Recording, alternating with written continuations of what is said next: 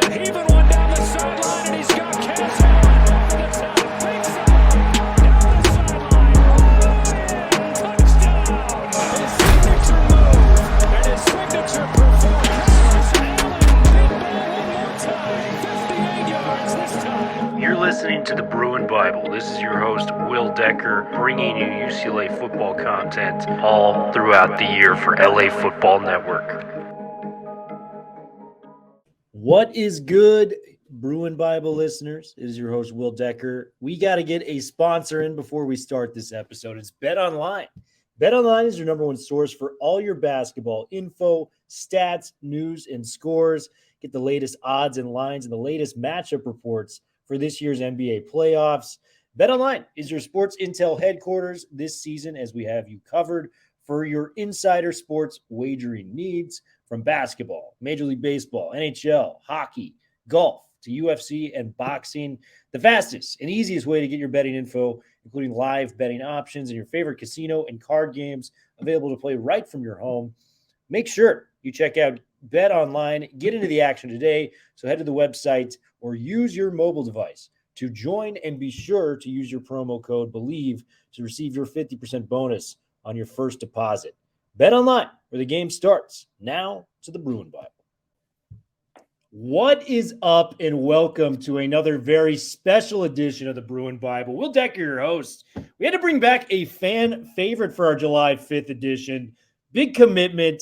Talked to him yesterday on 4th of July. Mr. Wayne Cook, your former signal caller for the Bruins. Wayne, how was your 4th of July, and how's the summer been treating you with it off, as you are a history teacher now for 8th graders? Is that correct? Yes. So thank you for asking, Will. And as always, it's awesome to be on with you. The 4th was awesome. It's an early night for the Cooks. We were up in Lake Arrowhead and got some fireworks a couple days before. They did theirs early, and then came home, went over to some friend's house, and but we have a dog that loses her mind every year on the 4th of July, so we pretty much do damage control at home. So that's – and then I got to play golf this morning, and I just found out I'm playing golf tomorrow morning too. So some of the perks of being a teacher. Man, Wayne, how can I be you when I grow up? This is unbelievable. Dude, we have very big news. Over the weekend, it was announced 4-star running back Cameron Jones commits to UCLA. And Wayne, I like this for 3 different big reasons. I'm going to let you give your take and where you were when you found out and what you think of the commitment first. But I'm just thrilled that this kid committed to UCLA, because I think he represents, kind of what the move to the Big Ten will be for us moving forward with some of these recruits.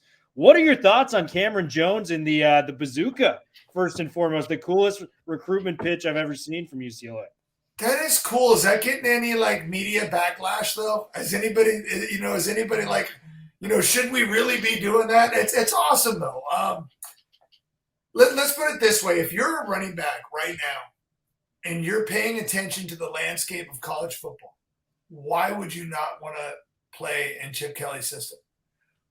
How could you not have noticed how the emphasis on offensive line, the emphasis on gigantic tight ends, the emphasis on it seems like everybody recruit now is 6'6". I mean, it's not even 6'4" anymore. It's 6'6", 6'7". It's just, to me, you take a high school kid now, and I'm going to be a little bit of a player here. I don't lose my mind over. I love high school recruiting, but I don't lose my mind over it because Demetric Felton was probably a 3-star. Britton Brown had to transfer in from Duke. We've had players that have been players. How many of our good players have come from schools where maybe they were overlooked? Joshua Kelly, another perfect. Joshua Kelly's a great example. He was at UC Davis. Yeah. So I think that finding the right people to fit into this system, I think, is as important to this coaching staff as anything. So that's why I get excited, because I think that they found that with the quarterback more. They found a young player that wasn't just a 5-star guy, but they found a guy that fit the personality of the team. And so when you look at running backs, it's like even Britton Brown. I mean, Britton Brown, we don't even talk about him, and he was a 6th-round draft choice. And he was really good, and if he would have stayed healthy, I think he would have been even better. So So that being said, if I'm a big time running back coming out of high school, because I'm going to turn around and say that stars actually do matter. I'm not one of those guys that don't think that it matters. Because if you look at the best teams in the country every year, they got a whole bunch of 5 and 4-star guys. So the more 4-star guys we get, the more talent we get, and you start plugging those guys into. Because remember, Zach Charbonnet is in that mix too, and he was a big time recruit. 4-star. He went to Michigan. He was a big time recruit, and then he came back home.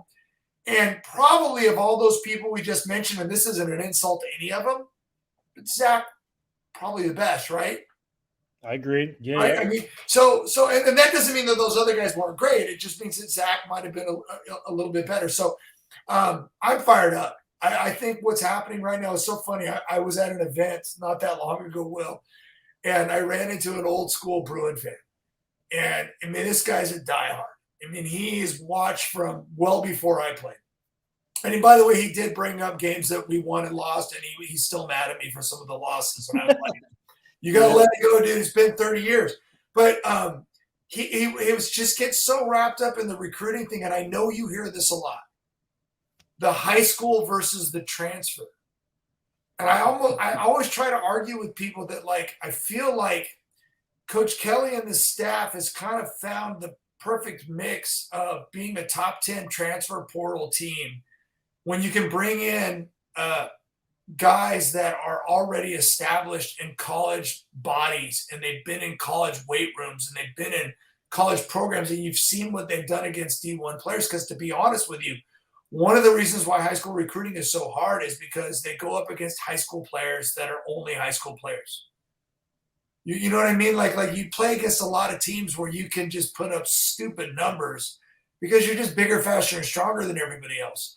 And so it's tricky sometimes. And sometimes, believe it or not, you miss even on the multiple star guys. But I think that UCLA is starting to show that it can get these 4-star and 5-star recruits and mix it with the transfer portal. And I just think it's healthy. I actually really, for all the naysayers that don't like the way he recruits high school, I think it's a cool mix of both. But I think the more we're starting to win, don't you agree that we're starting to get maybe a few more of those 4- and 5-star high school kids? So I think that might change there too. Absolutely. And Wayne, I think this is a huge commitment for 3 different big reasons, in my opinion. First off, the kid reminds you just off the tape, the running style, the body type. He looks like Charbonnet out there, man. 6'2", 220, big-bodied kid. And, that's the play style of the Big Ten, Wayne. When you think of the Pac-12 running backs and who we've had, traditionally it's been those, elusive Reggie Bush, different type of fast running backs. When you think of the Big Ten, Wayne, it's your Ron Danes, it's your Jonathan Taylors, it's your Le'Veon Bells, big-bodied backs that do the 30 to 40 carries a game. I know Blake Corum is currently at Michigan. He's more of an outlier. He's a tough son of a gun out there on the running back field. But you traditionally think of those bigger-bodied backs. So him coming there, I think it's just a perfect mesh for the Big Ten style of play and how we're moving there. I like kids from winning programs because they bring winning habits, Wayne. Right. And, you can't get much better than St. John's Bosco. 4 open CIF titles in the last 4 years for them. So when you bring in a kid from a winning program, he's used to winning. It's something where the habits he has, him getting up early, putting that extra work to win, we need more of those people in this program moving forward. Love having those type of guys. And the third thing I love most is he picked us over, some pretty great schools, some recruiting destinations, your Oregons, your Texas A&Ms. Those were the other 2 schools he was considering with the likes of UCLA. Texas A&M's SEC. We know that as we lost Roderick Robinson to Georgia last year, who was our top recruit, right? Oregon, you can get all the cool swag in the world going to Oregon. And, they're a damn good football program too. I think Dan Lanning's doing a great job there. But Wayne, I want to pose you this question because I've done this to my co-host Jamal Madney a number of times. Is this the best pitch, from like a 360-degree pitch that UCLA has had in the recruiting world, whether it's, hey, we're moving to the Big Ten. You're going to be in a bigger conference. Your parents are going to be able to watch you on TV every week. Coaching, you're a running back. You want to go play for Deshaun Foster. I mean, arguably the best running back coach in the country, in my opinion. You know, Tim Drevno, your Chip Kelly's, just elite level position coaches. Ken Norton Jr., right? These type of guys. Facilities are, the Wasserman Center is one of the best facilities out there when it comes to the football program. In terms of cool swag, we're sponsored by the Jordan program. It doesn't get cooler than that. Going to the pros, we've put out more Pac-12 players than anybody in the last 2 years, Wayne. And then on top of that, you got the LA market where you can kind of bank off that as somebody that's looking to get in the NIL game. Is this the strongest you've ever seen it? And I know you were around some of the heydays of UCLA football with Terry Donahue. Yeah, first of all, you said a lot there, and I love it. I want to go back to something that's really interesting, and then I'll dive through all of it. I do love what you said about winning programs because I think that is important. But I also think that what's cool about recruiting is sometimes you find these diamonds in the rough. And if you can get a good mix of kids that have, because I always joke around that a lot of kids in high school football, they transfer to become winners. And everybody let that sink in for a second. And when you talk about some of these elite schools that can bust kids in from all over Southern California, last time I checked, most of those schools are winning before they got there. So does that necessarily make you a winner, or does it just, are you just jumping on the bandwagon? And so I know that's tricky, and we'd have to really unpack that because I think it's probably a little bit of both. I think some people come there and they learn how to work hard enough to be a winner, and they learn that they have to compete and there's more talent around, and that can be very beneficial. And other people, it may not be quite the same thing. So I think that's fun, but I love what you said there because you do want to because nowadays, let's be honest, there's certain programs that are putting some of the best players in the country because we do live in a transfer world. That's right. We don't live in a society where people just play with their high school buddies that they grew up with like I did. They go to wherever they're going to win and get the best coaching and the best chances of getting to college. And now it gives them a better chance of getting NIL money before they ever even play a down of college football. So like all of that stuff plays into it. So I just think it's fun because I think about players like Quantrez Knight, who we pull from another school, or hopefully the DB from Bowling Green, Anderson, that's coming over. Like these guys didn't necessarily win a lot, but we've proven that some of these guys can come into a program from some of these other programs where they maybe weren't winning and still excel. So again, this goes back to the formula of there's just so much here. I got distracted there because I wanted to go back to that question, so I kind of forget where you were at the second part. Yeah, is this the strongest pitch, like across the board? And I know it was a lot I sped at you, but we've got so much going on. The way my brain works, Will, I want you say so many good things. I want to talk. So I love so I've done UCLA football since like 2001. Somewhere around there is when I started kind of doing the post. I think I was doing the post-game show, not much more. So I've been around a lot. We were living in the past. So when I was playing, the 80s were such a heyday for Terry Donahue. And we had three Rose Bowls in 4 years. We were putting out NFL people left and right, top 10 teams, even creeped into the top, 5 a few times. Winning bowl games. I think Donahue won like almost all of them. He played for a while. He won a ton of them. So all of that was good. And we had top 10 recruiting classes like all the time. So there was a pretty good era back then. Like when I was being recruited, Troy Aikman was the quarterback, and it was a good time. So, but it did not stay that way. But we always found a way to land UCLA would always find a way to land a 5-star kid that just grew up in Los Angeles and always wanted to play for the Bruins. And we would always, but we never really had the team. But in my opinion, and I think we did this a little bit in basketball too, and I'm sorry to all the people at UCLA that don't like this, but you can't do things the way we did it when John Wooden was coaching. It doesn't mean that some of his coaching philosophies aren't still amazing, but you can't just say, hey, we're UCLA, come to our school. In our locker room, I know it's not as nice as Oregon's, and it's just things kind of changed. And so you have to evolve and you have to grow. When you go to, and you and I have both been at UCLA practices together, and you look at that facilities. By the way, all of you that talk about the 80-yard field, you need to just go away. I mean, that's like stupid. They've got more than enough room to have great practices. It has absolutely nothing to do with whether UCLA wins games or not. We have an awesome facility. Weak Don't argument. run 100-yard plays. Like, it's just like, seriously, like, the longest play in UCLA history, pass play, is 95 yards. You know, I know that because it was my pass. Anyway, so like it's silly. They have great practice facilities. They have the locker room's amazing. The equipment is amazing. You mentioned Nike, and I do think that mattered. I love the pictures of the kids in front of the shoes. Yeah. I mean, don't those look? I mean, I think those look so cool. And then you throw into the fact that let's just go walk around campus and the sun's out all the time, and it's gorgeous. It's like we don't have, like, it's not, stupid humidity like it might be in the South. And then you throw into the mix, we're gonna go to the Big Ten. There's gonna be more money, so things are gonna get better. Okay. You're going to be exposed to bigger audiences, and whether we like it or not. And I love UCLA fans because they'll show up for the big games. I just wish I'd love UCLA fans that would show up for the others. But I truly believe that the attendance at the Rose Bowl is going to be so much better, Will, because when Iowa or Penn State, or we have so many people, or Ohio State, I run into fans from Michigan and Ohio State and Southern California all the time.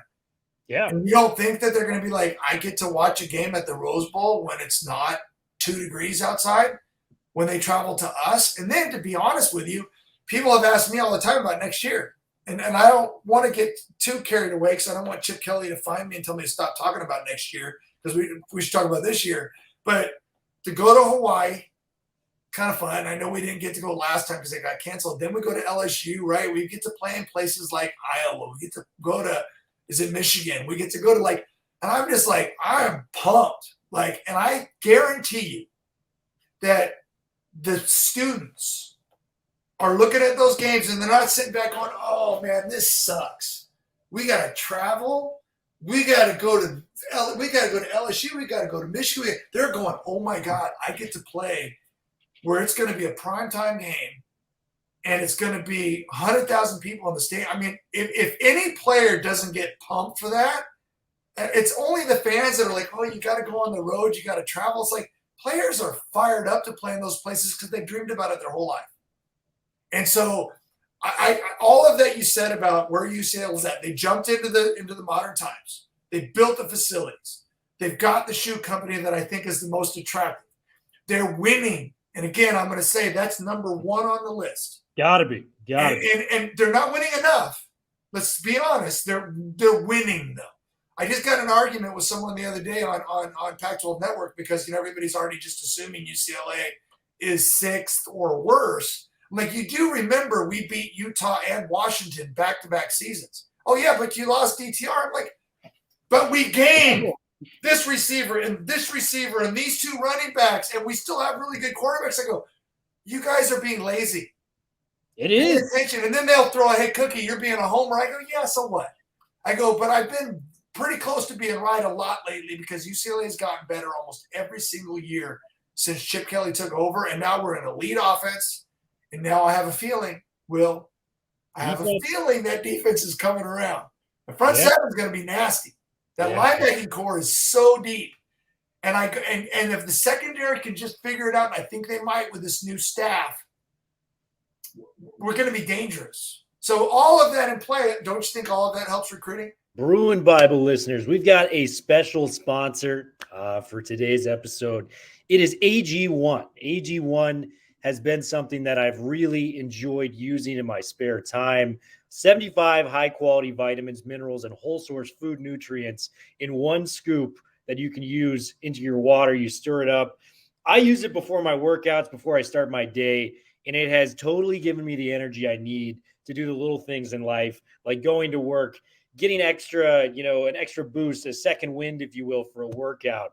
Before I play pickleball with my friends, just it puts you in a good spirit of mind, and you're doing the healthiest possible thing by putting AG1 in your body. Make sure to check us out and get a special deal with the Bruin Bible. It's www.drinkag1.com/Bruin Bible to get the special deal that we provide. Once again, www.drinkag1.com/Bruin Bible to get that special deal. Now, back to the Bruin Bible. 1,000%, Wayne. Yeah. I want to say something too. Is like a lot of this fan base has really gotten accustomed to the stars and the stars of recruits. And I'm not saying that doesn't matter, but you know whose opinions I trust when it comes to the running back position? Deshaun Foster's. You know what I mean?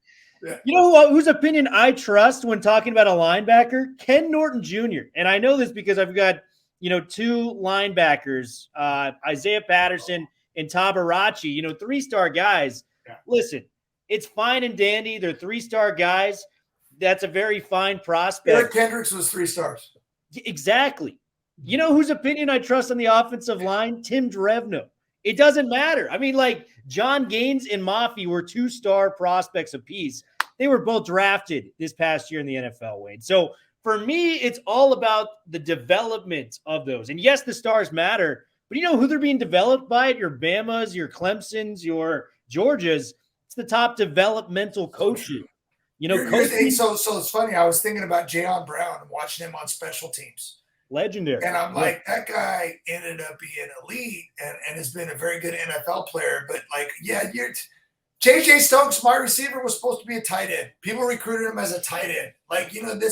We one of the things I love about the staff, and I think you pointed it out, because you just mentioned a lot of guys that when you recruit instincts, work ethic, personality, size, because I don't know this for a fact, but I'm pretty sure Chip Kelly has size as like one of his number one recruiting priorities.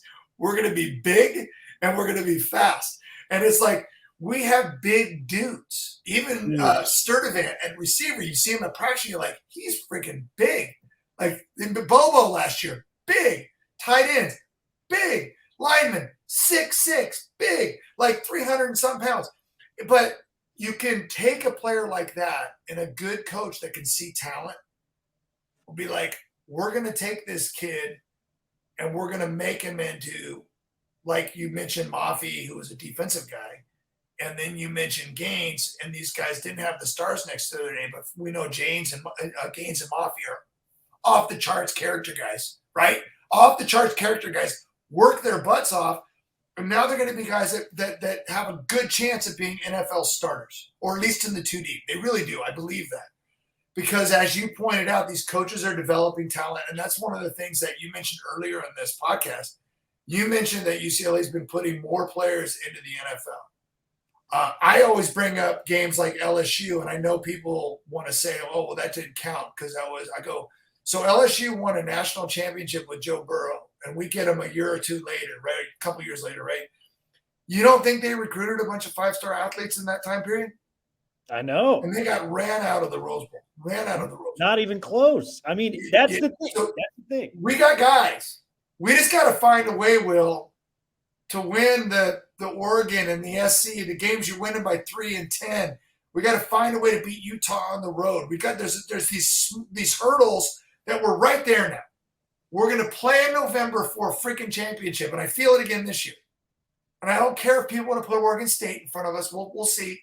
I don't care if people want to put all these teams in front of us and act like they're way better, because we're right there. We just have to find it. Like, do we have those couple of players?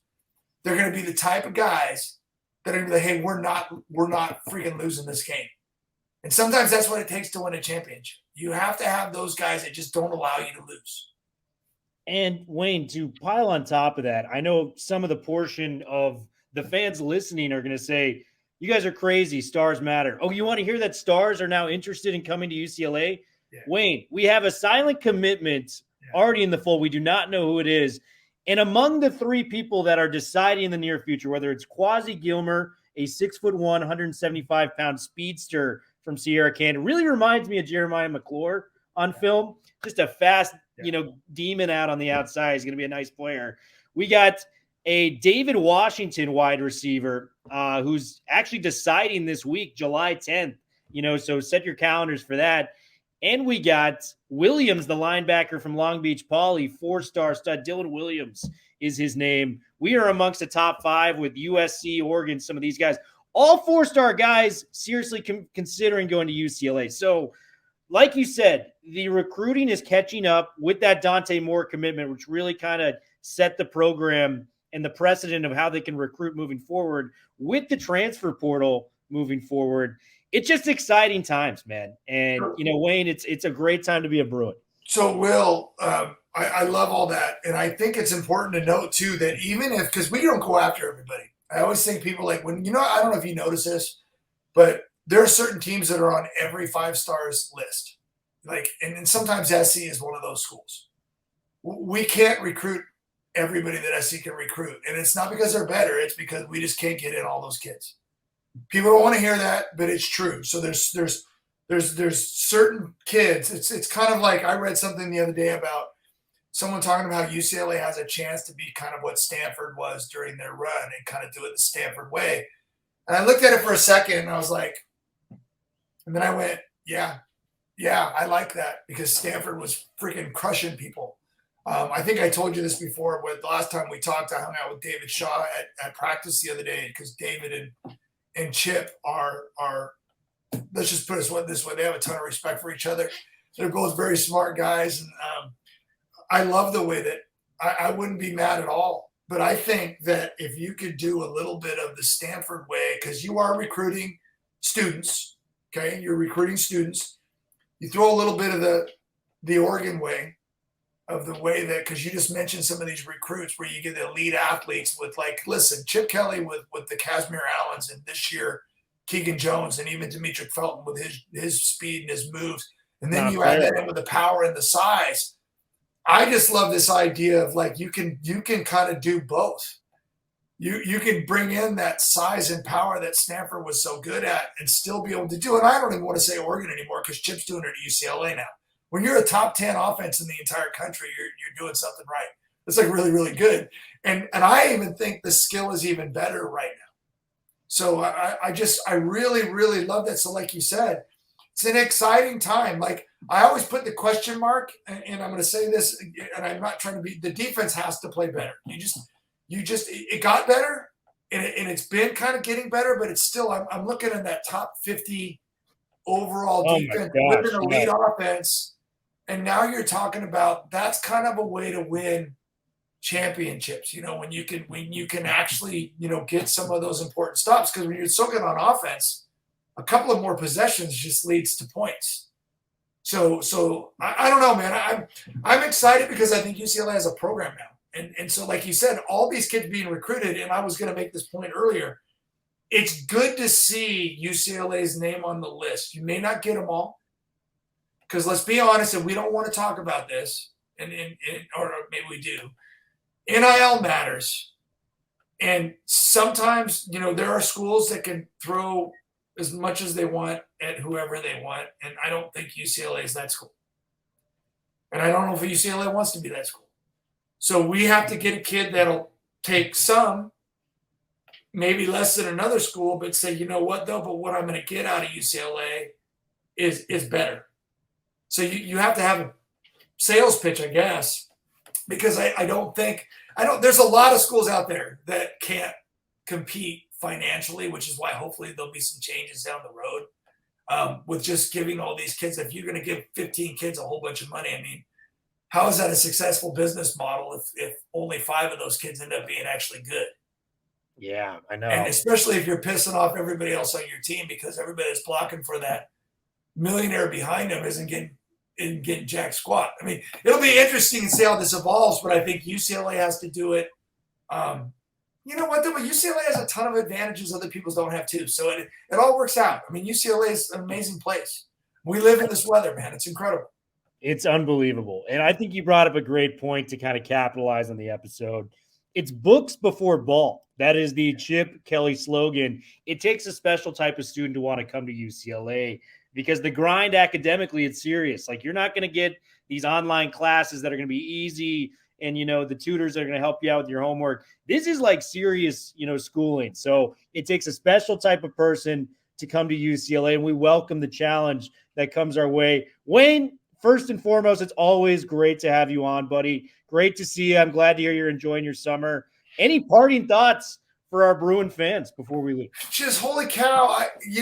Let's stay locked in on this year. I think Will, this is kind of bumming me out. I know you've been following, even though we're moving to the Big Ten, and I'm hopeful for an amazing future, and I think it's going to be. The Pac-12 is in a scary spot right now. Yeah. And it bothers me because I still love the conference, and I think that the people around the country don't really appreciate that we have really good football in the Pac-12. And this season has a chance to be one of the best in memory. We had so many players come back. And I think for everybody else around the country that doesn't want to hear this, people are transferring to Pac-12 schools, not because Pac-12 schools suck, because it's good football. And real football people know that it's good football. Like, you know what I mean? It's like, you know, it's just, to me, it's when you're talking about quarterback play, you have to talk about the Pac-12. Oh my God. It's just wearing me out because I'm already going to tell you what's going to happen. Utah's not going to run the table, even though Utah is really good. They're just not. You know what? Washington's going to be really good. They're not going to run the table. You know who's going to be really good? Oregon's going to be really good. They're not going to run the table.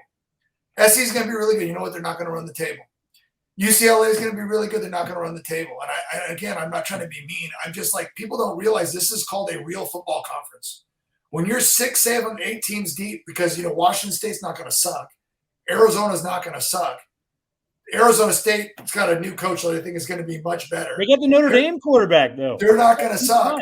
Exactly. Yeah, like, you can't just come. I mean, all these people think that their conference is great. I'm like, yeah, if you take out Michigan, Ohio State, if you take out Alabama, Georgia, and LSU, if you take out your top 2 or 3 in those big conferences, send anybody else in our conference and let them play a 9-game schedule. And good luck. Good luck, because you're not going to run the table either. And it's the arrogance just bothers me. So I know we're moving on. By the way, UCLA is going to be slotted in the Big Ten. I don't know if you saw this. I'm dragging on here, but I saw this post the other day about, like, there's a couple of them about recruiting rankings? Historical rankings. UCLA's already would be in the top 6 of the Big Ten. So it's not like they're going to move straight to the bottom. They're going to move right behind. And in recruiting, if they land some of the people we're talking about, they're going to be right behind Michigan, Ohio State, Penn State. Like the top 3 teams. I saw that one. That was incredible. But there was another one about, like, all-time won loss records, AP records. I forget what it was, but UCLA's like right there. And that's with a couple of kind of rotten decades, with a few good seasons in there. I mean, it's like it was better than that before. Now we're starting to climb back into being better. So I'm pumped about the Pac-12 this year. I'm excited about the future. There's going to be a ton of changes probably between now and then, to be honest with you. But man, you enjoyed this one. Don't get too caught up in thinking about what's down the road, because this one has a chance, even without DTR. It has a chance. This team has a chance to be the best one Chip's had yet. I really, truly believe that. I believe that in my heart fully as well. Are you going to Pac-12 Media Day, Wayne? We will be out there in Las Vegas. So I already feel bad about it, but I want to send the message to UCLA if they're going to pay for my room. That's a trip. I might. We'll see what happens. It's I may be watching it on TV. I may be there, but if you go, have a great time. Oh man, we'll be there. Wayne, I can always get a double bunk room. If you need to crash somewhere, let me know. We'd love to have you out. But Wayne, just always great to see you, my man. And let's keep doing these if you're up for them. Love doing the Bruin Bible with you, man. And I'm going to end it with our guy, Jerry Neuheisel's quote. It's a great day to be alive and be a Bruin. Absolutely. Bruin Bible, we are officially out. You guys enjoy your July 5th evening.